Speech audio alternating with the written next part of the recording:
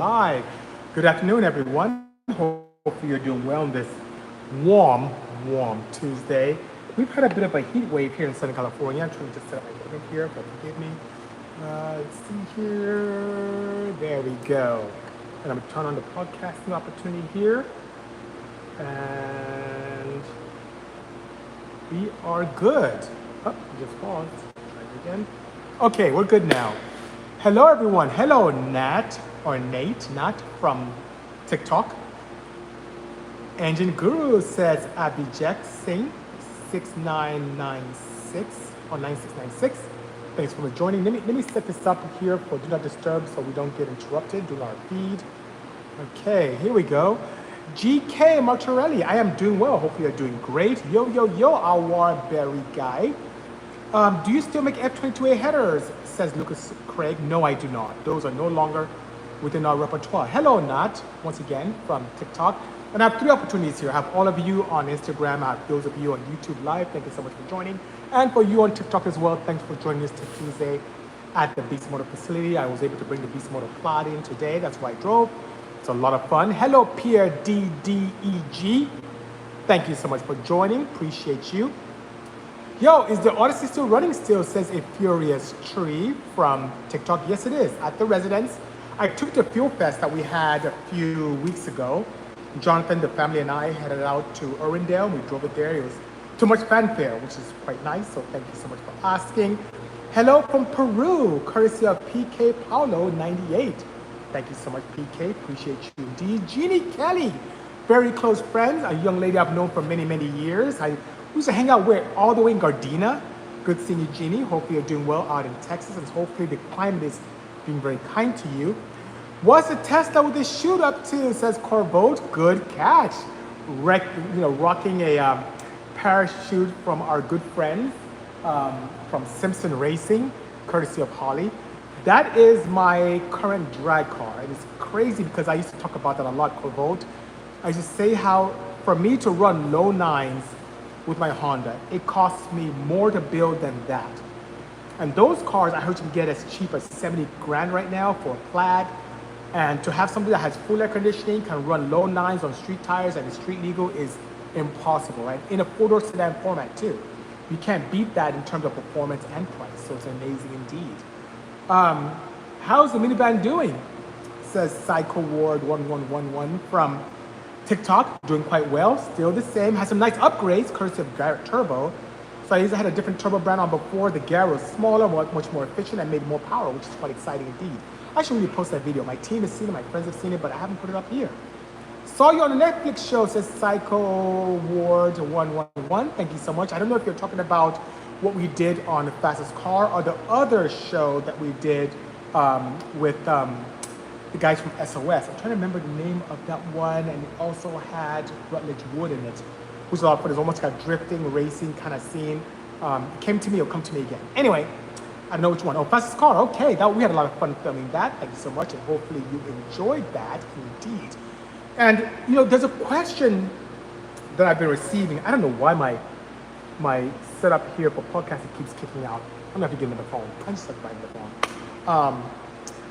There's something that is a question I've received a lot recently. It's around piston design and sleeving blocks and what kind of pistons to get. And I do want to talk a little bit about that. It's in line with the question that Rue here on TikTok is asking. He's saying, have you dabbled with hydrogen-powered cars? No. I've had the opportunity to play and actually drive fuel cell hydrogen-style vehicles, but nothing where hydrogen is used as a propulsion fuel. Are you in the Riverside area? As Rome from TikTok. Yes, we are in Ontario. A bit of a stone throw from Riverside. So I think I saw you. Must be me. I'm always frequenting that area. Sweet Drag Car says Nightmare 50. Thank you for the kind words. Appreciate that. I don't know how this makes money off stuff he does. I hope he makes a fortune, says ZWSR. If you mean me do a Tech Tuesday, no. I don't make money off of this at all.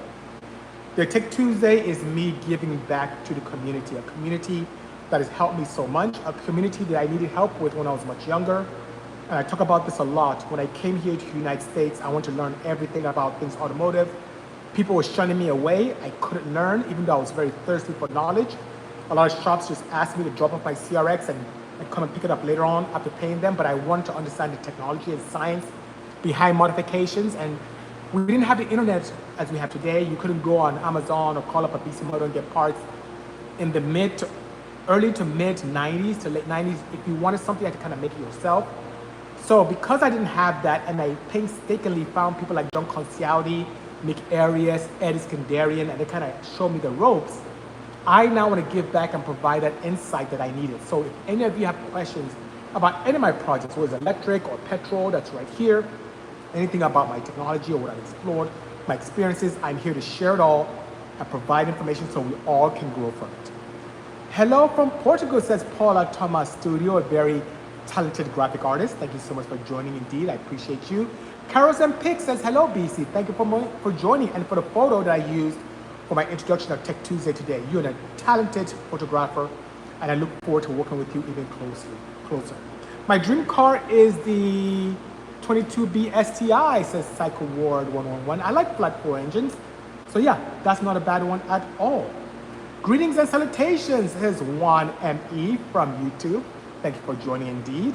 Now getting back on track on what I want to talk about, hello Panda EG, is about getting the right pistons for your internal combustion engine. And the question I get is, why BC do you only sell oversized pistons? And it's a very simple answer. If you have an internal combustion engine that you've been driving for quite a while, most Honda guys have these engines where there's a K series, B series, D series, F series, that has over 100,000 miles, some 200,000, some 400,000 miles. The constant usage where the pistons go up and down in the bore tend to render those sleeves out of round. So you can either re-sleeve the block, which is a little bit of a pretty penny but worthwhile for high horsepower, and get a perfectly round bore, or you get an aftermarket piston that's slightly oversized. You bore out the block to give you perfect circles, and you install your oversized piston where you gain with a better seal and gain with slightly larger displacement because you went bigger on your piston bore size. In many cases, keeping the same stroke. So you have a bigger engine that makes more power. Now, people will ask me, well, BC, why don't you just sell factory bore size pistons? I can throw it in and be fine. I don't have to bore my block. I can just hone it out and have a good day. But the problem is when your piston walls are out of round and you put in a perfectly round piston and new ring set, your car smokes. Your engine smokes because your sleeves are not allowing for the perfect adhesion and sealing with your piston rings that are perfectly round because your sleeves or your bores are out of round. So my advice, and it's so bad that that's all I sell are oversized pistons, is to bore your pistons to the proper piston to sleeve clearance, or piston to wall clearance, to give you a perfectly round bore so you can have impeccable sealing and no smoking whatsoever when you first build your engine, which is good. Panda's EG says the right thing. That's when you get blow by. Blow by is the enemy of performance. Not only are you blowing away all your power that can be done with the combustion process, where you're doing work on the piston and you need that gas, those gases, hot gases to stay in the cylinder to do work on the piston, you also are diluting your fuel octane rating by getting oil into the combustion chamber. It really does a great job in reducing the octane rating of your fuel, creating opportunities for a lot of misfire and detonation and pre-ignition, which you don't want. Phil 10 NYC, or Phil NYC says, you're my favorite out of Castrol engine builders. Thank you so much. I appreciate that. We're really the underdog in that particular concept, or better yet say competition. And what he's referring to is something that happened as far back as 2008, 2007, where all the magazines under the Enthusiast Network or Source Interlink at the time, you may remember Sport Compact Car, Super Street, European Tuner, there was Real Rider magazine, there's Sport Compact Car. All these magazines chose a tuner of their choice. Super Street chose me to be able to represent them. And our goal was to build the most powerful turbo or nitro aspirated engine you can build that's fully streetable on pump gas. And up there, the engine is still here. I still have it. We made 333 horsepower nitro aspirated on a pump setup on an F22A. And it was a lot of fun indeed. So thank you so much for that memory, that walk down memory lane, I should say, you know? Let's see, Imba Kit, I hope I'm saying right, or MBAC Kit says, Love your work. And single cylinder 986, thank you so much. I still have a couple of them here. We built 3. Mattel bought one, and we have the red and black one here in the showroom. And it says, want to build one. Will occasionally be required since the center tunnel was removed? Yes. The integrity of the chassis is significantly compromised when you remove that center hump, which leads itself or led itself very much to the integrity of the chassis. So we had to have a bit of a lattice and a really aggressive cage structure to keep that entire, unibody intact and to keep the driver safe. You definitely need to do that. It's not a nice to have, but a must have. So yes, you do, For the streams, says Corvolt, have you looked into methods to automate launching all 3 streams simultaneously and maybe combining all chat messages in one view? No. I don't have the time to be able to create such an algorithm or create such a process to make that happen. If there's something that exists, I'm not privy to it. And if it does, I would love to be able to look into it. But right now, I have 4 phones. I have Instagram, YouTube, TikTok, and another one here, which I use for my podcasting, right? So, which keeps misbehaving. I need to update it. So that being said, yeah, I do not. But it would be a godsend if I could explore that indeed. Let's see. My 603 says at Rue, N54 completely unopened motor is hitting hard still. That's good. Yeah, those BMW engines are nothing to shake a finger at. They have a lot of opportunity. I've seen it firsthand as I go to race this one at Irwindale. There are some Beamers out there putting in some work, which is good. Show us the van, says Lucas. It's not here. The van is at home. It's not here in the facility, unfortunately. Do you still know Manny Koshman, says Nat? Yes, I do. Last time I saw him was at Cars and Coffee out in Orange County. Yes, I do. Great guy, and I look forward to showing him some of our newer creations, especially one that's on the list right now, which is exciting, Thank you, says Mback Kit. My pleasure indeed. And good luck on that. Send me some photos when you're done. If you need help with that kind of Cayman kind of rooftop, let me know. Happy hookup, no problem. Do you still have that 77 twin turbo? The twin turbo that I do have is a 75. Yes, I do have that. Do you know, great questions here, by the way, from TikTok. Keep it up. Do you know if an open flash is a bad idea on an inline 6? It depends on the quality of the flash. So flashing is another way of being able to remap the fuel ignition, crossover curves, and any cam control that you have with an internal combustion engine that utilizes a factory ECU. And not all flashes are created equal. I like companies like Cobb that have some canned flashes that are quite reliable and can be flashed with different levels. There are other companies like APR who do a great job too.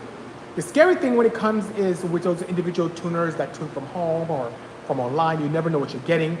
So the key thing is to go to a reputable flash tuner, but you can, if reputable, have a very good flash. And also please pay attention to your local municipalities to make sure that you're not doing anything illegal in your area, because some areas allow you to do changes to your ECUs and others don't.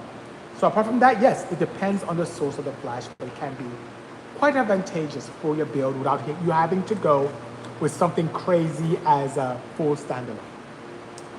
What's your ethnicity? I've been curious for a long time, says 2015 on TikTok. I am Nigerian from West Africa. Both my parents are Nigerian as well, and they're visiting actually as we speak. I came to the United States as a teenager to attend university, and I've been here for quite a few years now. So yes, I'm West African. All right, let's see here. I'm sorry, I missed so many questions here. Greetings. How do you feel about the Cybertruck recall? 6 times, says BB Sippin. I'm familiar with the accelerator pedal recall, which is quite unfortunate. It's a very simple thing. I think they use an adhesive to attach the brushed aluminum pedal cover onto the pedal. And right above that, there's a little bit of a ledge. So if that adhesive de-adhesifies, if that's a word, and then that aluminum brush cover slips, it can wedge upwards and go under the ledge and keep the vehicle accelerated, which can be quite a bit of a challenge, as you can imagine. I noticed when we went to the recent Electrify Expo in Long Beach, the Cybertruck that the family and I looked into had a rivet put into the pedal to prevent that. Very simple, not so elegant, but very simple, straightforward fix to that issue. Everything else I'm not familiar with, but recalls aren't something that is abnormal. I've had recalls on cars as we speak. There's a recall on my Model 3, something to do with rear seat harness. I had recalls on my Hyundai Kona. I've had recalls on the Porsche 991. So it's pretty straightforward. At least manufacturers are doing the right thing and having things happen. It's just what happens. 6 recalls may be a lot for a vehicle that just got launched recently, but it's a good thing that it happens because it keeps us safe. And on the flip side, it's in our best interest. So I haven't owned one, so I couldn't say how annoying it is. Our neighbors have one, but yeah, it's pretty interesting. Exo Truck has a great question. Good seeing Exo Truck. And by the way, hello DB1 Richie here on Instagram. My buddy's having a hard time launching his all-wheel drive with a two-step. We tried spark cut and he broke a valve bucket. Oh no. Back on field cut, 5500 RPM, builds about 15 PSI and 2.3, but still bogs. And that means that he needs a lot more. So there is a big difference between a two-step and anti-lag. And a two-step is where you can either use fuel. Most people use ignition to be able to extinguish spark every other revolution to keep an RPM at a certain level. And what you want to do is stay in a certain power band so you can be able to launch very nicely. And I experienced something similar also with the wagon when I was around when they did a recent race with the guys from Carwow, where I changed the final drive so the torque multiplication wasn't as aggressive, and my old settings for launch control wasn't as good, and it kind of bogged. And the way to fix that is to do one of two things: to raise my RPM two-step limit, and also to increase the amount of retard while adding little appropriate fuel to allow me to build more boost upon launch. So in this case, 15 PSI may not be enough. He may have to build more than that to have a nice explosive launch to allow him to have the best adhesion and be able to do that. And also how it's ramped in. I don't know what he's using for engine management. With the AEM, we have the ability to not only launch, and when you launch, it can still keep that retard slightly and ramp out gradually as time progresses.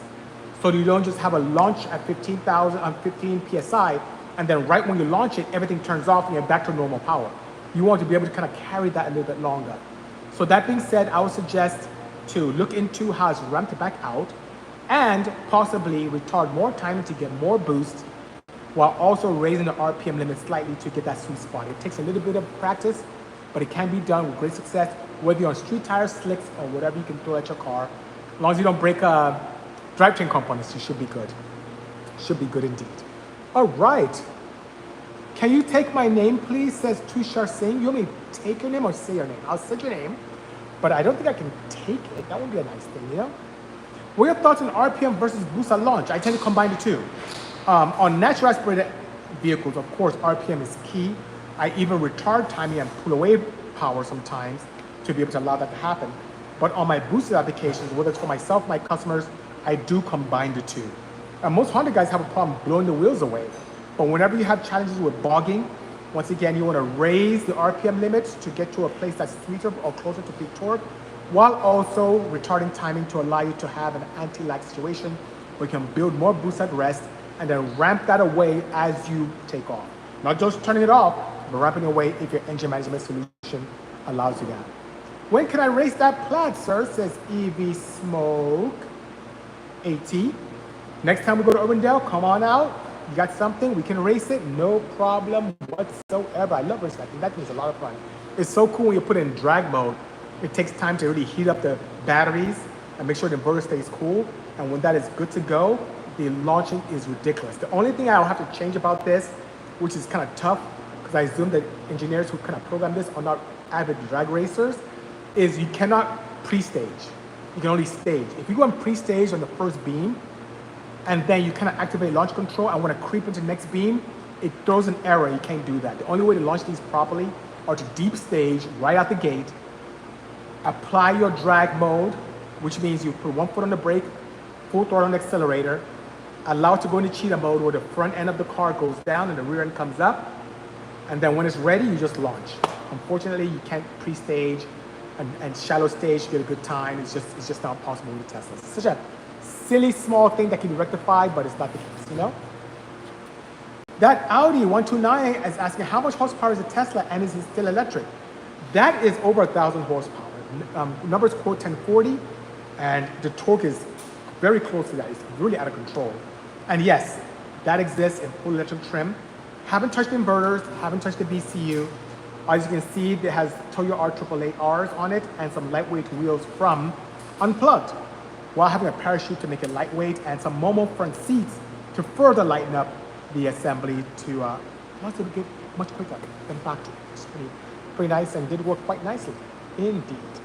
All right. Are there any effects when you move up an oil weight? What max can you go, says Destroyer Racing? That is a great question, and one I wish people would ask more often. The weight of your oil, when you hear something like 5W30, people think it's 5 weight 30. No, W means the winter kind of viscosity rating.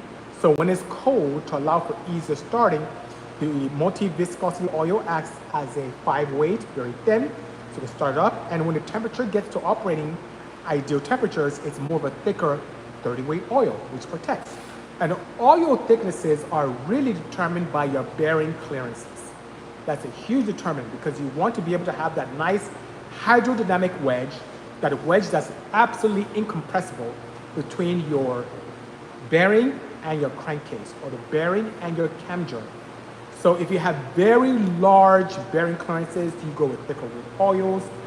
If you have very thin ones or very efficient, close journal clearances, you go with a thinner oil. It could also be a recommendation of your engine builder. Many times when you go boosted and you create more heat from a natural aspirated engine, you go one step thicker. You go from a 020, like I did on the Odyssey, to a 530, or from a 30 to 1040, or 1040 to 2050, like I did on some of my Porsches. The ill effects of going up significantly in a weight oil, like going from 020 to a 1040, are pumping losses. Yes, yes, yes. It takes energy to pump oil through an engine. Viscous oil, thick oils, rob energy, rob power when it has to be pumped through the engine. The oil pump is a parasitic device. That's why you see a lot of people with dry sump systems with more efficient oil pumps that turn slower with less pressure. That's why you also see people knife edging crankshafts, because as you cut into that taffy of the oil that sits in your crankcase, that sits in your oil pan, it takes effort to cut through that, especially if it's a thicker oil. So yes, the detriment of running a thick oil is not only does the oil pressure go up, you have some very interesting pumping losses that can rob as much as 10 horsepower from you. Yes, they can do that. But when done appropriately and your oil viscosity matches your engine build, it can allow you the opportunity to make good power and have great protection, because that's where you want to be. Your power protection or in that nice crosshair was absolutely perfect.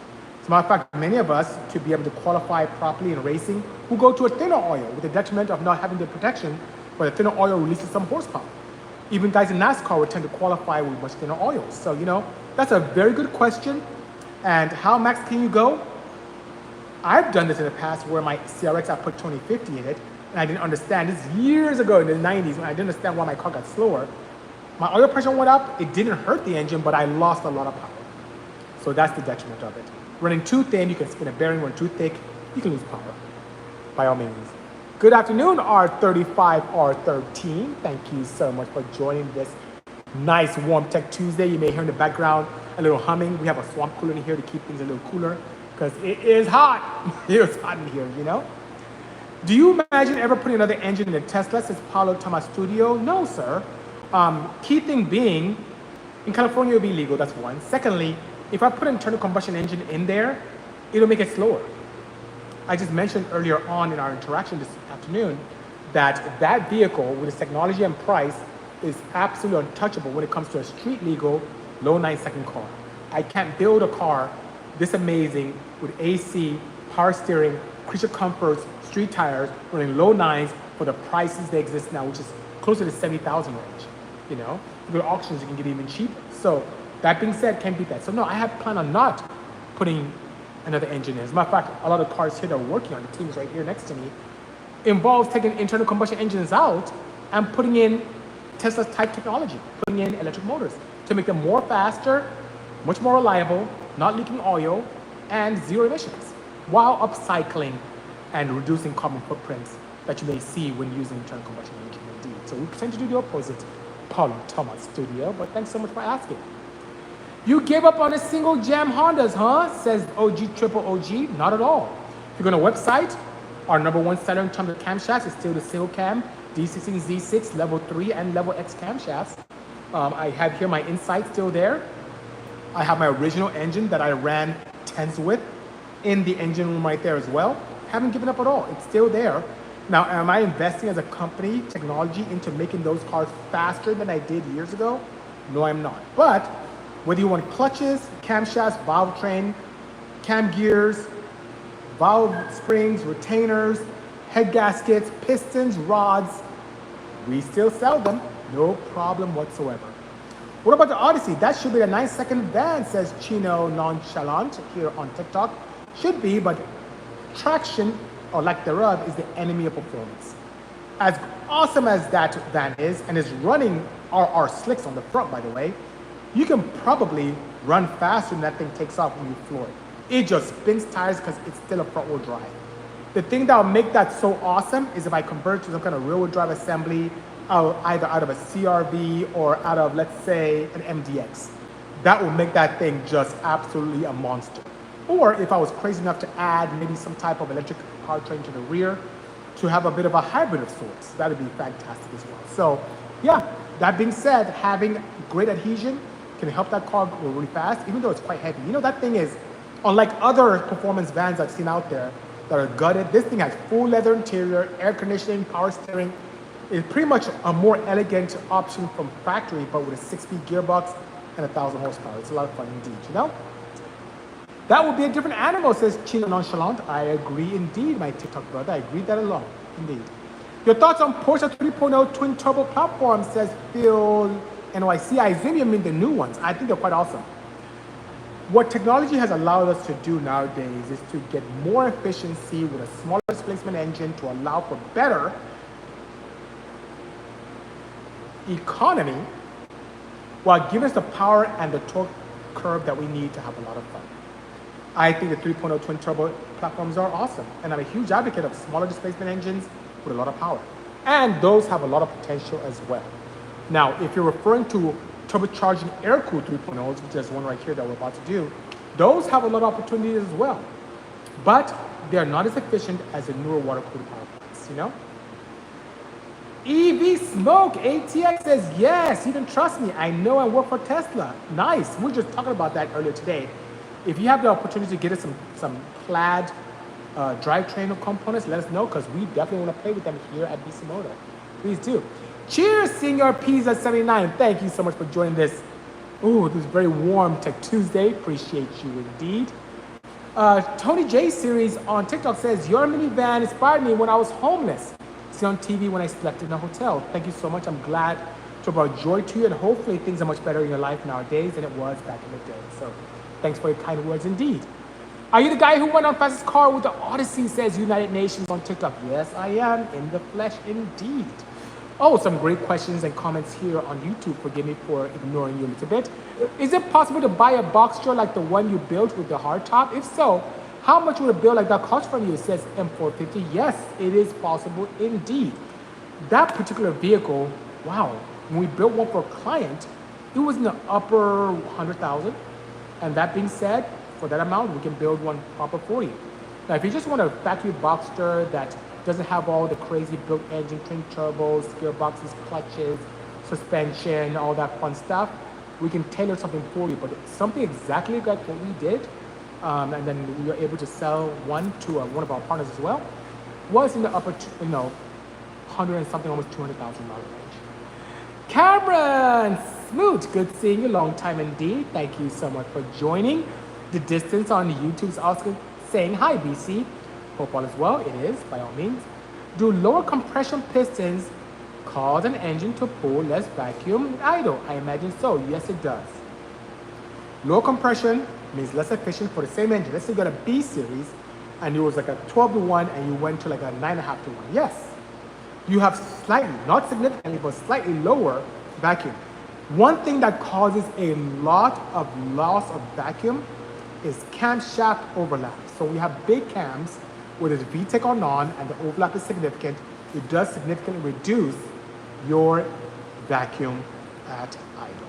And we see that all across the board. Would you ever race against Miguel's DSM Evo 8 or Eclipse? Yeah, sure. I just saw Miguel, I think a couple months ago, at an event at Motor Trend. Yeah, if you wanted to race, yeah, by all means, I have a lot of cars that should have a lot of fun with it, by all means, you know? What's the least favorite car you have owned, says Kenny Anderson. It would have to be a BMW 325i. That thing was not reliable. It wasn't. It just wasn't. And that was the least favorite. And I think I finally got rid of it when it had a challenge with the gas tank, where you drive for a while, just shut off and change fuel pumps and all kinds of, it was just madness. I hate unreliable cars. I just don't like it at all, you know? The Odyssey was one of my favorites, even though you didn't win. It still won my heart, says United Nations. And United Nations, I'll share something with you. That was reality TV. Dare I say scripted? Many times you can't believe everything you see on the telly, especially if it's like some kind of, you know, Love is Blind type of scenario. So couldn't talk about it then, can't talk about it now, but total scripted reality TV. I don't think they'll allow a minivan from Honda to win an entire event like that. Anyway, hands down, your Honda Odyssey was the coolest car ever, says Jeremy. Thanks for the kind words, Jeremy. I appreciate that indeed. Cobalt forgot to ask something, fellow engineer up in Northern California. But you've made a few battery boxes for LG Chem Pacifica modules. Any design considerations? I like how best to hold them down, how best to set up the chill plate. And once again, is by taking advantage of, and those are great questions by the way, we have done quite a few, some variety in here as well. But we do use a chill plate where we do have everything from sandwich aluminum, where you have a flat on top, flat on the bottom, and a kind of a labyrinth in between, just machined and then kind of adhesive together with functions to put ethylene glycol in and remove it to be able to help with heat exchange. We've also used the factory Pacifica bottom plates in many applications as well without qualm. And to hold down, we've done a variety of things. We use everything from the factory holding assemblies to, as recently as last week, using thin pieces of aluminum plate to bolt down and hold them in place where the chill plates are facing downwards and contacting the heat exchange mechanism through some type of flat chill plate that's very thin and very efficient. Another way, if that's not possible, is to turn them sideways, use a wicking element like a sheet of copper. And by putting a sheet of copper sideways and having that L bracket and help wick the heat away, we've been very, very, very lucky to be able to have that work very well as well. Where on the bottom of the batteries, if the batteries are placed sideways, we have a nice heat exchanger there, where the copper does a great job in being able to wick heat away from the battery cells and dissipate it to the heat exchange system without any qualm, you know? Greetings from Lagos, says Olukunle. Thank you so much, my fellow countryman. Do you have a detailed build video for your Bunkers Elcool 911? No, I do not. We tend to build things crazy here, but I don't do a good job of really documenting our every process. Partially because it does take a long time to do that, and I'm surrounded by cars here, as the team can attest. We have a lot of projects. Jonathan, do we have time to film every part of what we do? Yeah, he just laughed at me. See, he's like, he just let him laugh. It's just, with so much work, you don't have time, and it can really, some clients get upset with us because it takes a little bit of time for us to really get their cars to the perfect way that we want to get them to before releasing them. Imagine tripling that time just because we're detailing and capturing that process, if not quadrupling the time. No, not a good idea at all, you know? I built my dual cam ZC, says Pure JDM ZC dual cam 1.6. Great job. I love ZC twin cams. They have a very similar architecture, stroke, rod length to the standard D16A6, D16C6, D16Y8. However, it's twin cam, very similar to the V series. I love the gearbox of this dual cam ZC or D16A1 as well. But the rods are thicker in those engines, which I like a lot as well. As a matter of fact, earlier on, I used to do everything from taking those rods, shot pinning them and beam polishing them and putting in my D16Z6 and A6 engines as a better rod while upgrading to ARP rod bolt, or even using LS rods and bushing the small end to take my piston pin, which is smaller than that of an LS, but the same rod length. I think it was 137 millimeters, you know? So for that guy who said I don't care much about sim cams anymore, I still do, still remember my numbers. Thoughts on the Mark 5 Supra, says bruh, friendly fire. I respect those. Yes, it's a combination or collaboration between BMW and Toyota, but those vehicles have a lot of potential. You see that right there? That vehicle ran a best of 6 flat in the 8th mile. And I remember one of my toughest races was against a Mark 5. A white one, very clean, full interior. He had the engine bay popped. I didn't see anything crazy because the turbo was hitting down below. The one giveaway is that he had fat tires, which happened to be slicks with stock fronts with bead locks. And that should have been my giveaway. That should have been my hint to what was lurking. The guy had a no time chalk mark on the back of his car, so he didn't want people to know his time, and he was just more than willing to race me. And when we launched, mind you, that was a rear-wheel drive Mark 5. I have an all-wheel drive Plaid. When we launched and our reaction times were very similar, I was looking at his taillights. It's only after half track, I think I ran like a 6-1 when I ran him and barely beat him. I'm like, man, you need to watch out for these cars. So I see them all the time. There's one that drives up and down the 60 freeway in Southern California that is red and black carbon with a parachute. I'm like, man, I used to laugh at him, but now I'm like, I need to respect those cars because some of them have some heat. And the guys who are really packing don't really show off a lot. So I like those a lot. They're pretty cool. They're pretty cool indeed. I respect Mark 5 Supras. Almost as much as I respect the Mark 4 ones, you know? Yeah, I'm making that 71 Corvette into a nightmare machine, says Corvote, and it's going to be a beautiful, lovely one indeed. I can't wait to see that. Can't wait to see that indeed. M450, IMP 450, he's doing some good stuff, you know? Also, when you said heat wick, do you mean heat piping like on a PC cooler, or just a slab of copper at a 9-degree angle with a chill plate? The latter. Literally, slab of copper, 9-degree angle with a chill plate, and it works amazingly well. Does a great job. Copper is not only a great conductor of electricity, it's an amazing heat exchange device. Love it, love it, love it. Your legend says Matni. Thank you so much, sir. Appreciate the kind words. I feel you, says Mid-Grade Motoring on IG. Here in Fresno, we're all 100 degrees. Yes, it's brutal. I'm suffering here. It's like suffering. It's like so hot. Sweat. I'm just sweating. It's crazy, crazy, crazy, crazy. All right. Make it all-wheel drive, says Phil. And I assume you mean the Odyssey. It really depends on American Honda. They kind of helped us build that. And many times, I don't think they want us messing with the platform to go crazy. I can tell you one thing. If I get the okay from American Honda to do it, I'll be more than happy to have a blast. Would you want to put a K motor in a Tesla, says Gavin Scalise? No, I wouldn't, Gavin. I wouldn't want to do that because it'll make it slower. Why would I want to go slower?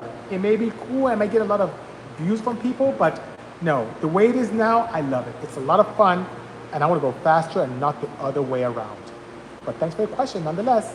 Cheers, we're ready for you, neighbor. Happy heat wave indeed. It's bananas, and this weekend is going to be great. I'm so happy we have a pool. The kids were crazy this weekend. It was a blast. Have you ever messed around with any rotaries, says ISM MX5? Yes, I have. I've tuned quite a few customers, whether they were 13Bs or 12As, even 20Bs, whether they were street ported, peripheral ported, or even like a mild bridge. I've done it all, you know. So yes, I haven't owned one myself. I'm trying to get this great relationship with Mazda going, and I promise if we get that going, I want to build an old school rotary and something really new school that's absolutely fantastic. And here's a good comment here from Smetchy, says electric BS. I hear you. I used to be the same way. Same exact way, Smetchy, but not anymore. I used to be the biggest in the, at least automotive scene, one of the biggest detractors to anything electric. I thought they were stupid, soulless, just rubbish. I didn't want it. I had a bank manager friend of mine at US Bank nearby here, David Little. I wouldn't even sit in his car. That's how, I'm like, I'm not sitting that stupid stuff. Until I reluctantly built one because I wanted to understand technology and my life's changed. The stuff is fast. And if you, like this has a lot of sound deadening, so when you're in there, you don't quite hear much. But if you put it in like a Porsche or a 911 like I did, and you don't block off where the motor sits and you have that sound coming to the compartment, it's pretty awesome. It sounds like a crazy supercharge. It's dope. It's great. I love it. So I have great appreciation for performance EVs to where now I think I own more EVs than I own petrol cars, you know. So yeah, I love both, but I do prefer one over the other. What do you think about I will drive your minivan. Yeah, Couch Oui. I just mentioned that multiple times this interaction today. Something I like to do, only if I get the blessing of American Honda. So thank you so much. You are so knowledgeable. I never miss Tech Tuesday, says Kenny Anderson. Appreciate the support and the kind words, and I guarantee you the best is yet to come. And saying yet to come, I'm gonna go ahead and head out. I need to eat some lunch, continue with the team. They're probably just mad at me because I'm just here like messing up their whole kind of, how should I say, vibe here with my interaction. But anyway, guys, thank you so much for being part of this interaction. I love each and every one of you. Look forward to doing some more things next week with you. In the meantime, stay safe. Thanks for the kind words. Born a drummer on TikTok. Thanks for all of you, friends and family. Dapper Dabber 710, it's been a while, on IG. And all my friends and family here also on YouTube. Love you guys deeply. Take care of yourself. Have a pleasant balance of the week. And cheers. Until next time.